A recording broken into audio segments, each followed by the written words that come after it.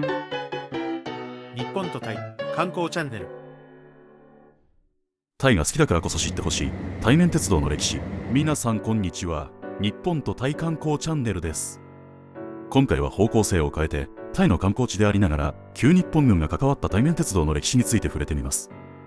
対面鉄道についてはタイ観光をして初めて知ったという日本人がいるほど日本では知られていないのではと感じています。正直今回の話は対面鉄道を全く知らないなら厳しい話となると思います。ご承知おきください。まず前提ですが、当方はイデオロギー発想を否定する考えです。右翼、左翼、保守も無関係、特定の宗教もです。どこの世界でも誇らしげに保守だ、リベラルだと自認する人たちがいますが、イデオロギー的位置を持つことが良いことなのかどうか疑問があるのでフリーの立場です。自分から見て良いものは良い、悪いものは悪い、何が日本のためか、どういう考えならタイは良くなるのか、単にそういう視点です。なぜフリーでいたいのかは、人は自分に都合の良い情報を集めたがる存在だと考えているからです。当方だって長年生きてきて偏っていますから、それでも少しでも柔軟でいるためにフリーでいたいのです。対面鉄道は海外の資料を含めいろいろと調べてみました。そして自分なりに一定の判断をしています。しかしながら考え方は人それぞれで、皆さんはどう思うのか動画をご覧の上ご意見をください。こういう動画もタイが好きという人、発行一葉を信じている人、日本は悪い戦争をしたと考える人、いろいろといると思いますが、過去の日本がやったことを知るのもまた物事を知るのは大事なことだと考えています。現地のロケ映像を使いながら解説していきます。カンチャナブリのクワイ川鉄橋に向かっています。対面鉄道とは何か。対面鉄道は英語圏で死の鉄道と呼ばれることがあるほど厳しい見方をされているのが現実です。対面鉄道は例えば南京事件のような日本の近くの国土面積が大きい市国が極端に巨大な数字で繰り返していることや、慶陰木のようにベトナムでやりたい放題をやった来代藩を棚に上げて日本を非難するような世界とは違います。そのような誇張や理屈のすり替えを含んだ政治ではなく、問題は多くの日本人がまともに習うことがない日本の歴史の一部という点にもあるのです。周囲の20代、30代、40代に聞いたところ、公立学校で習ったというタイ。微笑みの国の裏には歴史を忘れない姿があるのです。かつての日本は旧日本軍が指揮してタイとミャンマーを結ぶ鉄道を敷設しました。それが死の鉄道とまで呼ばれることになるのです。総距離 414.9km、 工事期間1年4ヶ月。まず最初は世界的に有名なカンチャナブリの鉄橋の映像を見ながら解説していきます。対面鉄道の建設期間は驚異的な速さでした。ミャンマー側から1942年6月28日に着工され、タイ側は1942年7月5日に着工。着工当初は5年かかると言われていたものがたった1年4ヶ月、いかに厳しい工事であったかが伺えます。ここは実際に対面鉄道が通され、今も利用されている観光地です。今も利用され観光地として莫大なお金が落ちることから、結果論としては悪いことばかりではないとも言えます。しかし現実はそうでも、では日本人がそういう表現を外国人にしたとすれば、お前が言うなと言われそうなので気をつけたいところです。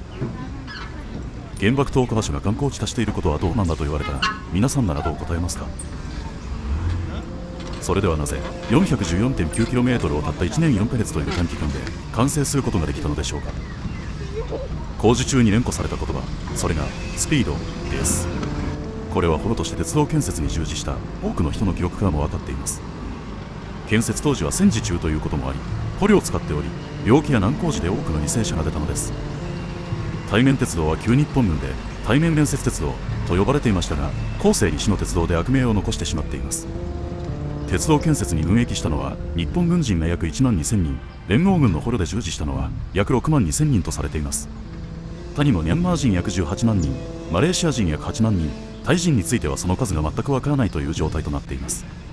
このうちミャンマー人の死亡者約4万人、マレーシア人の死亡者約 4.2 万人、タイ人労務者、死亡者数不明と言われています。今はどこも有名観光地となり雰囲気は変わったのですが、昔は日本人を絶対に許さないというタイ人がカンチャナブリには多くいたとされるのです。なお、この後は難所中の難所、多くの犠牲者が出たヘルファイヤーパスも映像とともに説明していきます。現在は現役で電車が通る有名観光地のクワイ川鉄橋。減速しながらも真横を通り抜ける電車は大迫力です。鉄橋では接触や落下物に注意しながら観光しましょう。戦時中は特に橋は目立つので、何度も連合軍の空爆で破壊され、その都度復旧したとされています。月作る、壊す、直すが同じ側の人間。捕虜を早く消耗する方法が穴を掘って埋めるの繰り返し。戦争とはあらゆる意味で残酷なものですね。連合軍共同墓地近くにある市の鉄道博物館。先ほど紹介した桑井川鉄橋から約 4km 南にあります。内部では鉄道建設当時の様子が説明されています。何よりも建物そのものの名前に市の鉄道とあるのが実態です。その前面にあるのが連合軍共同墓地です。連合軍共同墓地の正式名称はこうなっています。The Kanchanaburi Allied War Cemetery。この共同墓地とヘルファイアーパスは今でも遺族が多く訪れる場所です。資料によると連合軍捕虜で亡くなった人たちの内訳はこうなっています。イギリス人6904人、オーストラリア人2802人、オランダ人2782人、アメリカ人133人の合計12621人が死亡。この墓地に眠るのは6982人。合同墓地はミャンマーを含め各地にありますが、埋葬されているのは対面鉄道建設で亡くなった連合軍捕虜の全てではありません。亡くなってすぐに現地で埋葬され、今となっては詳細がわからない人も多く、そしてアジア人犠牲者のほとんどが不明のままです。次の場所は、アルヒル山道橋、タム、クラセイ山道橋。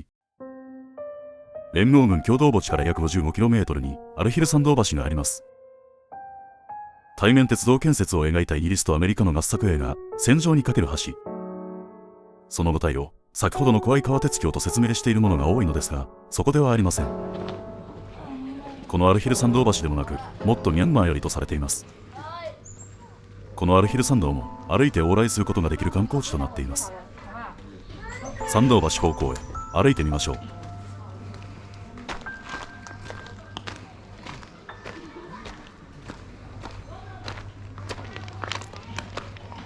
このクラス駅にはカンチャナブリ中心から桑井川鉄橋を通り電車で来ることができます。もちろんバンコクからも可能でトンブリ駅からの乗車です。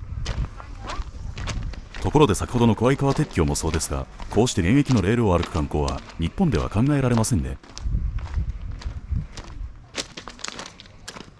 この先は絶景となりますが、戦時中の鉄道敷設となれば想像を絶する過酷な作業だったことでしょう。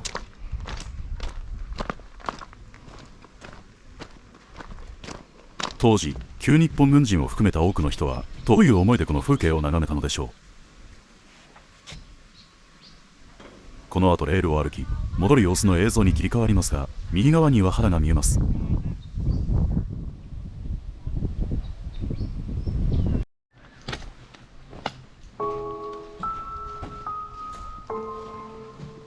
垂直の岩肌。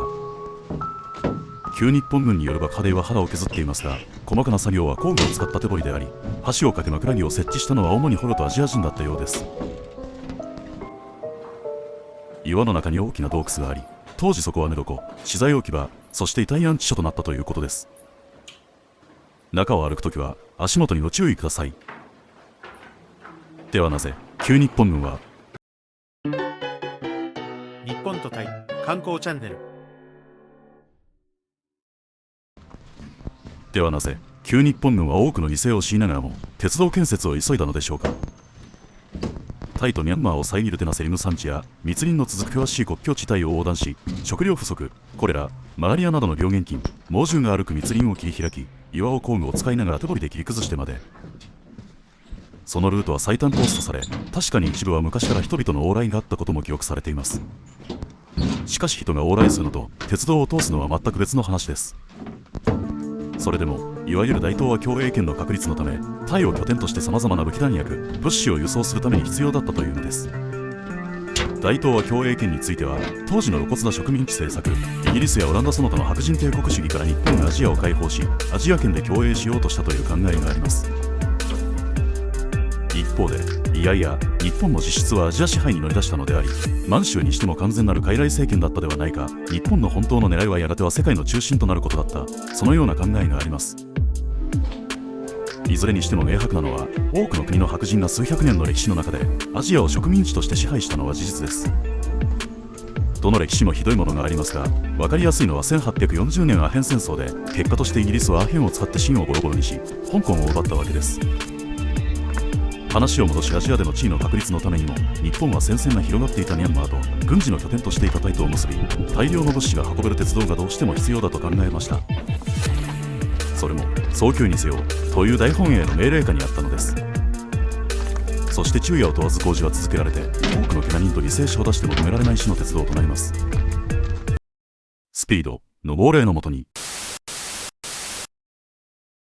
ヘルファイヤーパス。昭和20年、日本は終戦したのでしょうか、敗戦したのでしょうか。あなたはどう考えますか。終戦ならどの国も終戦で、個人的には敗戦したからこそ戦後の GHQ 統治となり、今に続く米国支配構造が確立したと考えています。日本上空は日本の領空なのに米軍が管制するエリアがあり、また日本への出入国も米軍基地を使い、日本国とは無関係でできる現実を考えても、敗戦国の姿に移ります。ここはいろいろとご意見があると思いますので、ぜひコメント欄から教えてください。戦後、対面鉄道に従事させられた連合軍元捕虜から次々と建設工事の体験や日記が発表されています。実際に何冊も読んでみました。元捕虜の視点からは、旧日本軍による虐待や拷問、あまりに劣悪な環境や食事、そして伝染病や事故で人が死んでいく描写が多く記録されています。もちろん、日本人も海外でひどい目に遭っているのは事実です。今では多くの若いロシア人はまともに知らないとされるシベリア抑留に代表されるように、あちらこちらで捕虜として労働させられ、多くの人が犠牲になっているのも事実です。しかし世の中によくある論調で、どこにでもあることだ、どこも似たようなもの、そんなもんでしょうと、そういう軽いことではなく、両方知るということが大事だと考えています。だから観光チャンネルでありながら、タイの問題やこのような対面鉄道も取り上げるのです。コメントには時々、どこだってそんなもの、人によるというものがありますが、そういう大くくりはそもそも誰だって知っていることで、単純化で本質をついたつもりなのかもしれませんが、意味がないと感じます。ヘルファイヤーパスのゲートです。アルヒル参道橋からは約47キロです。なお、連合軍共同墓地近くの博物館とここは有料ですが、その他は入場無料です。正面側に広い駐車場や食堂がありますので、ゆっくりすることもできます。わざわざゆっくりと表現したのは、対面鉄道跡地をトレッキングできるからなのです。多くの連合国側捕虜が残した記憶で、最も過酷だったとされるのがここ、ヘルファイヤーパスです。トレッキングできる対面鉄道跡地に行く前は、治療ブースです。つまり、実際の対面鉄道跡地を歩く前に、タイ語と英語で多くの人が、過去のこととはいえ日本人がやったことと学んでいるのです。元陸軍通訳で対面鉄道にも軍役した人、永瀬隆氏。戦後一連の出来事の証言者となり、その後タイでの墓地探索隊の通訳にもなる。生涯でのタイ訪問は135回。売国道、売名行為、左翼とさまざまなレッテルを貼られても異例。ボランティア活動や医療への貢献をやめなかった。ここから跡地に進みます。永瀬氏は連合軍共同墓地、そしてここヘルファイヤーパスで多くの対面鉄道に関わった元軍人や遺族に会い、憎悪の言動を向けられても和解の道を探した。年配の白人の人たちとすれ違います。跡地は大きく2つのコースとなります。モニュメントがある場所までと、さらに奥に進むトレッキング。今回で3回目となるヘルファイヤーパスですが、前回に続き2回目のトレッキングコースを歩きます。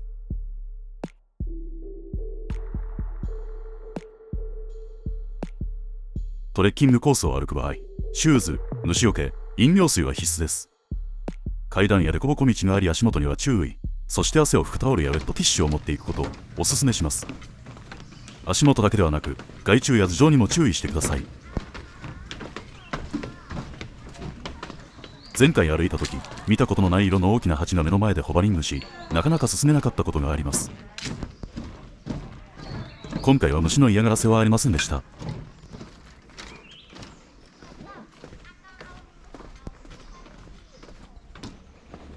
この砂利道が対面鉄道跡地ですが、前よりもだいぶ整備されています。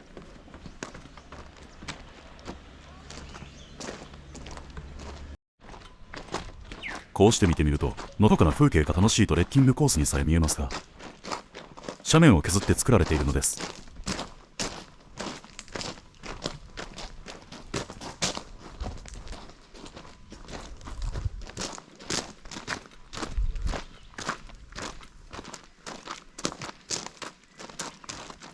ト時々看板があり、対面鉄道についてやその辺りで何が起きたのかも書かれています。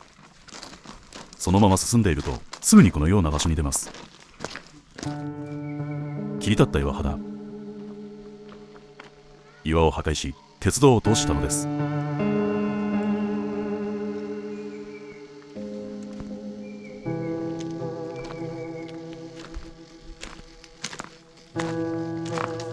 枕に一本人一人、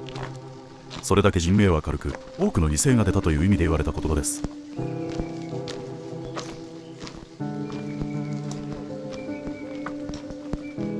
奥に見える人と比較してどれだけ切り立っているかお分かりでしょうか。ハンマーで叩きながら切り開かれたと説明されています。それではヘルファイアーパスとはどういう意味でしょうか。ヘル、地獄、ファイヤー、火、パス、通す。スピード、突然に怒鳴られ昼夜を問わない連続作業で夜の明かりの様子から地獄の一峠と呼ばれたそうです。こうして大臣の家族連れや学校の社会科見学でここに来ることも多いそうです。タイ人が普通に知っていることをタイに観光に来る日本人が知らない。これからタイ移住その3で知り合いのドイツ人の話をしました。知り合いのドイツ人は学校教育で徹底してナチスの犯罪を直視させられ再発しないため将来のドイツのためにも徹底議論をする授業があったと言っていました。そして自分が生まれるはるか昔のことであり直接は一切関係ないが、しかし悪いことを知らないと本当のことはわからないと言っていたのは大人の態度だと思っています。個人的に感じることは日本は歴史を軽視する傾向があるのではという点です。問題を直視するドイツと何も知らない日本人では差が出るのかもしれません。例えば2023年時点でドイツは67回の憲法改正、三国同盟の一つであったイタリアでも19回を行っていて時代の変化に合わせていると見えます。イデオロギー的対立ばかりで結果として日本はゼロ。時代で変化するのは憲法に限らず人も産業も政治もあらゆるものの道理だと思うのですが、皆さんはどう考えますか。ぜひご意見をください。前方にモニュメントが見えてきました。多くの人はここで戻ることになります。その右手前で少し立ち止まってみます。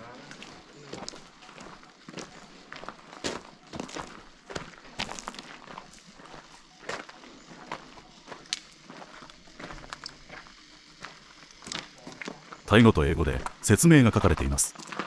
もちろん歴史に精通する必要は全くありませんが、タイ観光に来るなら対面鉄道はある程度知っておくべきではないのかなと感じています。ドイツ人がナチスのことを学んでいるように、タイで過去に旧日本軍がやったことを日本人として、もちろんそれだからこそここまでの視聴をいただいているのだと思っております。ここから足元が悪いトレッキングコースに入ります。観光チャンネル。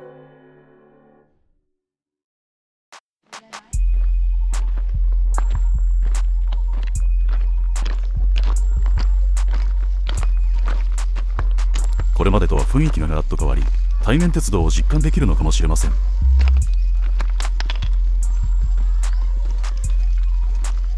このような場所で暑さと湿気もある中で交代制での肉体労働。もちろん旧日本軍人の中には多くの良識ある人もいたでしょうし、同じ環境で仕事をしたことにも変わりはありません。しかし命令は厳明で鉄拳制裁の運動成果。良心の呵責に苦しんだ人もいたはずです。しかし同時に区役させられる捕虜には関係ない痛みだったわけです。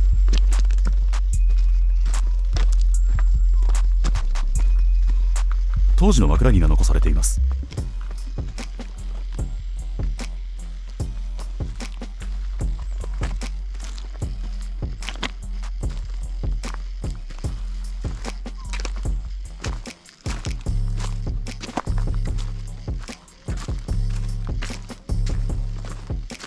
このような過酷なルートを通りながら 414.9km、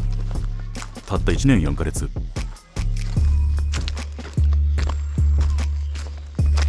左側はずっと崖になっています。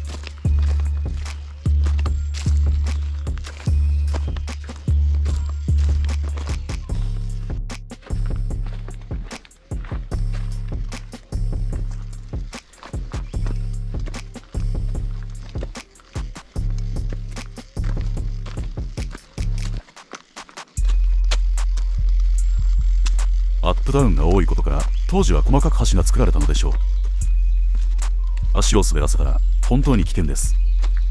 ここまで来るならシューズ、虫除け、飲料水と説明したのかお分かりでしょうか。山を舐めているのか、富士山にまで軽装で登る外国人もいます。どこであっても知らぬ土地なら軽く考えず準備は必要だと思います。それと日本の山でのチェーンなどとは違い、このような手すりも信用しないことです。日本なら有志のボランティアや山岳会が確認することがあります。タイは事故になってから動くレベルだと思ってください。手すりがあったとしても自己責任だけです。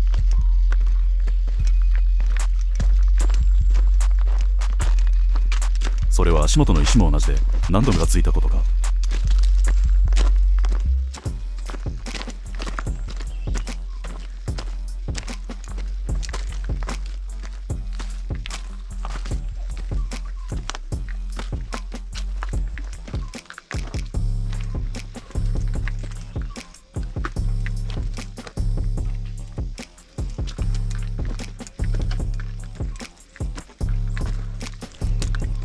休憩所、展望所が見えてきました。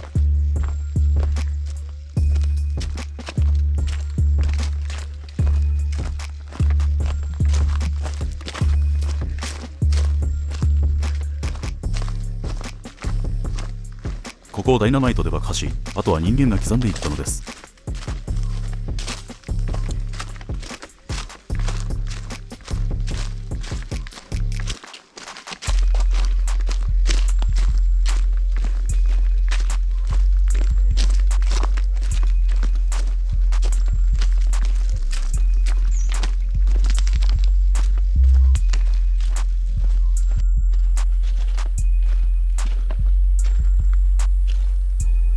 すごい場所だと感じませんか。南光寺、犠牲者という表現さえ簡単すぎるように思います。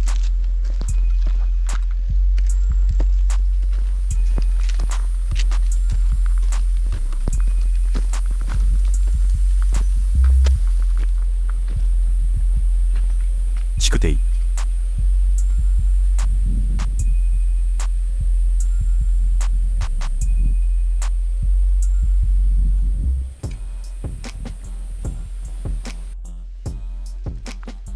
ここは特徴的なうねりがあります。